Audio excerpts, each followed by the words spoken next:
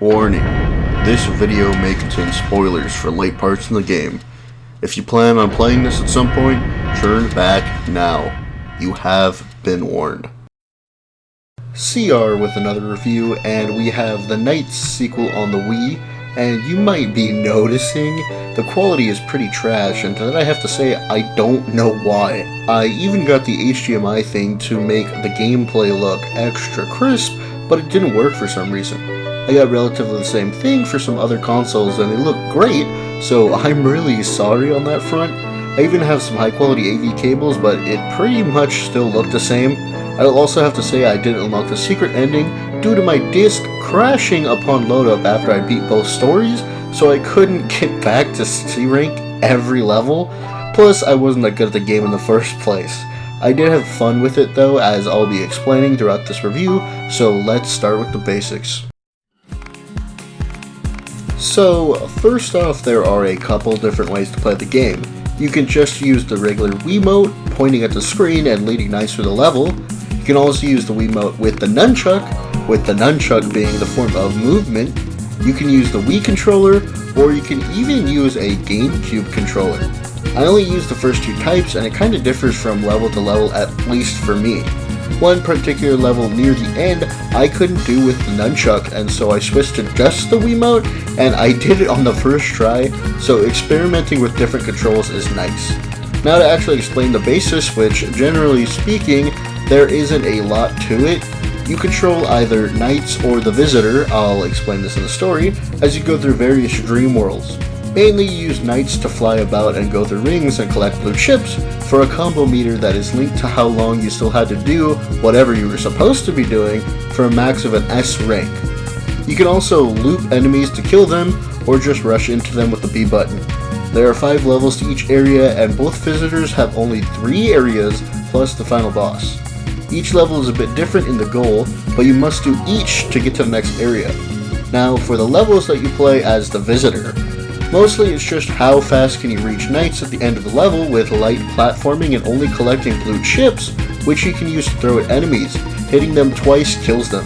After you complete an area, you receive a mask for Nights that will allow him to change into a dolphin, rocket, and a dragon, each with similar gameplay, though I really didn't experiment with these forms all too much. Also in the hub you can explore, but there really isn't much reason to besides collecting 3 or 4 dream drops, which are the only real collectibles of the game, there being a total of 60 scattered throughout the levels. Finding them all lets you use the characters from the first Nights game, but that's it. The final bit is the area My Dream. There are weird little angel baby conehead things called Nightopians that you can loop throughout the levels, and when you loop them, they get sent here along with the enemies you loop. There isn't all that much to do in this place, but right when you enter it does explain that no two people in the world will have the same looking My Dreams. You could actually go to other people's dreams at one point as well, but again there isn't all that much to do anyway. Outside of the actual gameplay, there's multiplayer, so you can play through the levels in split screen, as well as online competitive races, which are now defunct. Right off the bat, you are given a choice of choosing 2 different characters, and the stories are actually different each, but eventually they come together.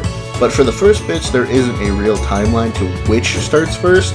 Also, there are only a couple levels that are actually important story-wise, so I'll only be explaining those parts. I'm gonna start with Will, but switch between each story so the parts, when they come together, make sense.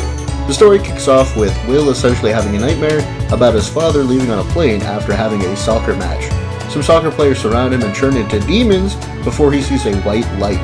He enters a strange place in which he finds a helpful owl who calls Will a visitor and explains that dreams are actually a living world called the Night Dimension. Nights then comes down and asks Will if he wants to fly, and that he can dualize with him. Dualizing is essentially assimilating into each other, which is weird. So Will dualizes with Nights and becomes him, flying around and stuff. Eventually they get near the ocean, learning that it's called the Dark Ocean and that falling in is bad. When they land, a door materializes and Owl explains that usually the doors don't appear without the power of Idia, which Will happens to have. Nights explaining that people usually lose it when they enter the Night Dimension. They enter the door and Will finds Nights playing with some Nightopians. when Knight's brother Riala shows up. They lock Knights up and Will decides to help, dualizing with Knights and freeing him by retrieving 3 keys. Also, their goal is explained that they want to destroy Knightopia, not the Night Dimension, by stealing people's Idia. When they are returned to the Dream Gate, Owl explains that everyone has 5 different Idia: courage, purity, intelligence, growth, and hope. If they found all of them, they can make Knightopia whole again. Eventually, Knights and Will find Dawn Balan, who they fight, regaining the Idia of Purity. We'll start Helen's story now, which begins with a similar nightmare. Helen and her mother are practicing violin, and nightmare stuff happens, sending her to the Ninth Dimension. She meets Owl and Knights, and have generally the same meeting with learning how to dualize. Right after the dualization, Knights get pinned by Riala and taken. It turns out that Helen has the Idia of Courage, like Will. She finds Knights locked up and frees him with dualization. Eventually they fight Garania and retrieve the Idia of Purity. The next area is the Crystal Castle, the world of glass. Helen commenting that it must be fragile, and Knights telling her that it's a reflection of her heart. Knights gets taken again, and Helen then saves him. Now, back to Will with the next area, which is Lost Park. Will says it feels lonely, and Owl tells him that Knightopia is a reflection of the visitor's heart, so something must be missing from Will's heart. Riala appears and gets a hold of Will, and Knights shows up soon after, only to get captured, and Will gets looped by Riala, sending him to a weird castle thing. Helen is walking around the Crystal Castle when she comes upon Will, who is incredibly confused. She helps him and leads him to a door that sends him back to his world. Will comes back and saves Knights again. Will and Owl then enter Delight City, and he tells Will about the green Idia that represents growth in the world. They witness Knights and Riala fight, Knights coming out the victor. Riala fakes his loss and captures Knights, and Will saves him. They find and destroy Chameleon and gain the Idia of Intelligence. Helen and Knights fight Bomamba and find the Idia of Intelligence as well. The group head to the Memory Forest, and Riala reveals that Knights is a Nightmare, and that their whole plan was for Knights to gain Helen's trust and steal her Idia. Knights confirms that he was actually a Nightmare. Riala seamlessly loops Helen before Knights can even realize what's happening, and Helen gets sent to Will's world. Helen turns out to be injured, and Will leads her to safety, paying her back for earlier. Helen confesses she's not sure about her friend anymore, and Will assures her that she needs to believe in them. Helen trusts Will and wonders if they'll ever see each other again. Will and Knights fight Cerberus, blowing the trio up and grab the Idia of Growth.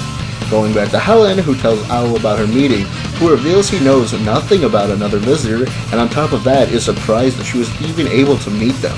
He also mentions that visitors' memories all fade away after waking up. With her resolve hardened, she goes and saves her friend Knights. She beats Queen Bella and snags the Idia of Growth as well. A staircase appears at the Dream Gate, and Owl says he hasn't seen them in years. Helen steps up them, and Wiseman comes out, the creator and father of the Night Dimension and all in it. He picks up Knights and Helen, receding into the dark ocean. She uses the Idia of Courage and flies to rescue Knights. Likewise, in Will's world, stairs appear and he ascends them, seeing Helen. When Wiseman had lifted the piece of the stairs, Will slipped and could only hang on to the very edge of the pieces. Will then climbs up and witnesses Helen and Knights get dragged into the Dark Sea, where he heroically jumps in an attempt to save them. Through the Idia of Courage, he too flies and comes upon Helen, who he witnesses fall again, saving her, and both continue onward. They free chained up Knights before Wiseman engulfs the Night Dimension in darkness. Wiseman challenges the three, and both Helen and Will dualize with Knights. They destroy him, and upon defeat, he reveals that as long as darkness exists in human hearts, the nightmares can never truly be destroyed. Will wakes up and goes to a soccer game in a giant stadium. He gets surrounded but remembers his courage seeing his dad and scoring the winning goal. Helen also wakes up and goes to the concert with her mother, playing the violin beautifully, remembering the flight of her dream and receiving an ovation. Now, for the unlocked ending, you have to get at least a C in every mission, but I was too trash and my game literally broke, so I can't play it. Essentially, there's only a couple changes though. Right before the fight with Wiseman, Riala shows up and Knights fights him again, which Knights wins, and the Idia of Hope appears, with Wiseman following shortly after, stating that if he dies, so will Knights. They choose to still fight him and they come out the victors, but it's bittersweet because, like Wiseman said, Knights fades away. The last differences are that Helen and Will actually get to meet in real life, and then Knights appears alive and well at the very end. Contrary to my recording quality, I think the game looks pretty good with many interesting visuals. The soundtrack, as with most Sega games, is absolutely wonderful, and I remember just leaving the game on and listening to the hub music as a kid. The gameplay is interesting, especially with different controller options, and me being bad doesn't really reflect the gameplay that well, so I'll be taking the big L on this one. I don't have any cons really, but compared to being spoiled with the Sonic Adventure 2 Battle Chow Garden, the My Dream in this game is pretty underwhelming, as you really can't do much with the Nighttopians besides pick them up and throw the blue chips at them. Though it changing its look every time you enter is pretty cool. I had a lot of fun finally beating the game for the first time, and through playing it on the actual system as well. I've been wanting to listen to the music again anyway, so honestly this review was a win-win for me. Hopefully one day Knights will come back and we'll get to look at another pair of incredible looking dreams. Hope you enjoyed and see you next video.